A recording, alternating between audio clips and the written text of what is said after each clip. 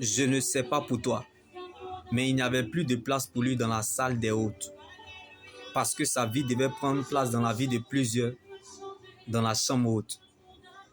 C'est pourquoi Jésus est né dans une mangeoire. Lui qui n'était pas cité parmi les grands, rejeté, humilié, condamné à la puissance civile, délaissé par les hommes, abandonné de tous, oublié par les siens, homme de douleur, habitué à la souffrance. Il n'avait ni beauté, ni éclat, ni splendeur pour attirer nos regards. Son aspect n'avait rien pour nous plaire, mais il était venu pour sauver l'humanité. Être capable de discerner dans le présent ce qu'une personne n'a pas l'air peut devenir dans le futur t'aidera à ne pas passer à côté des aides de destinée, compagne ou compagnon de vie que Dieu t'apporte, bien-aimé. Comme un agneau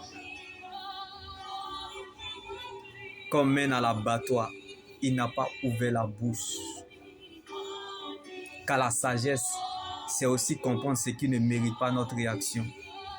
Car l'action de Dieu sera votre réaction. La sagesse nous emmène parfois à se taire.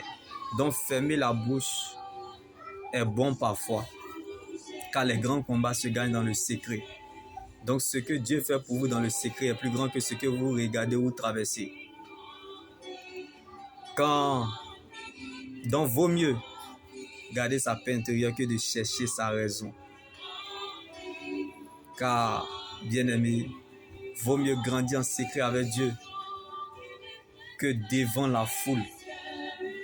Car les moments les plus précieux de notre existence, c'est lorsqu'on est seul avec Dieu. Pour eux, c'en était fini. Ils ont voulu qu'il finisse charpentier. Il n'est pas footballeur, mais il a marqué l'humanité. Alors, attends-toi à l'inattendu rendez-vous, bien-aimé, divin. Comme Saül pleurait, pensait et regardait aux ânesses perdues de son père. Mais Dieu voyait en lui un roi. Il ne savait même pas que ce jour-là, il avait rendez-vous avec la royauté. C'est par le sens du sacrifice pour les autres qu'on devient roi. Alors attache-toi à ce que tu crois. Car la foi, bien-aimé, et la vraie et grande foi, ce n'est pas d'obtenir des choses pour soi-même, mais pour les autres, en étant à leur aider, relever, soutenir et servir.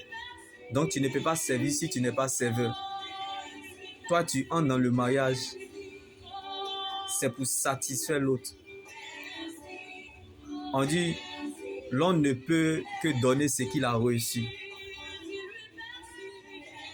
Mais celui qui est toujours dans la défaite, c'est celui qui s'attend à recevoir toujours. Tu finiras frustré dans le mariage. Apprends à donner aussi. Et c'est l'équilibre qui fera toujours la différence. L'alliance se cache dans l'équilibre. Car on ne peut combattre si on n'est pas armé. Quand la balle vient du camp adverse, il n'y a pas hors-jeu. En Jésus, il n'y a pas chien, il n'y a pas chat. Même un cadavre sent bon. Dieu réserve toujours une heure pour les mépriser. Il ne nous doit rien, mais il rembourse crédit. L'Éternel, il n'y a pas monnaie. Ne baisse jamais les bras et tu verras dans le temps que Dieu veille sur ses promesses.